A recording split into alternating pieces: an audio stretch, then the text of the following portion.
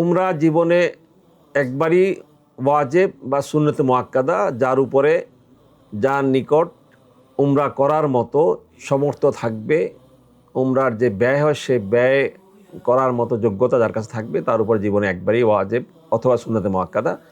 সুতরাং আমাদের প্রত্যেকেরই উচিত, যদি আমার কাছে অর্থ থাকে তাহলে সেই অর্থকে আমি উমরার কাজে ব্যয় করব।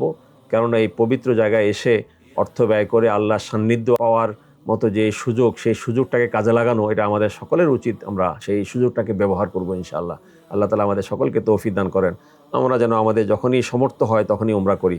হ্যাঁ, এরপরে প্রথমবার তো ওয়াজিব, এরপরে যতবার আপনি করবেন সেটা নফল হবে। এবং সেই উমরার ব্যাপারে নবীজি উৎসাহিত করেছেন যে তাবিউ বাইনাল হাজ্জি ওয়াল উমরা, তোমরা হজ এবং উমরা করতে থাকো, উমরা করো। এবং নবীজি এর ফজিলত বয়ান করেছেন যে এক উমরা এবং দ্বিতীয় উমরার মধ্যখানে যে সময়টা, এই সময়ের যত গুনাহ আল্লাহ তাআলা মাফ করে দেন। হজ এবং উমরার মধ্যখানে যে গুনাহ, এই গুনাহ আল্লাহ মাফ করে দেন। সুতরাং আল্লাহর কাছ থেকে গুনাহ মাফ পাওয়ার জন্য, গুনাহ মাফ চাওয়ার জন্য এই উমরা করা, হজ করা, এটা আমাদের জন্য খুবই কল্যাণকর এবং খুবই উপযোগী একটা সিদ্ধান্ত হতে পারে।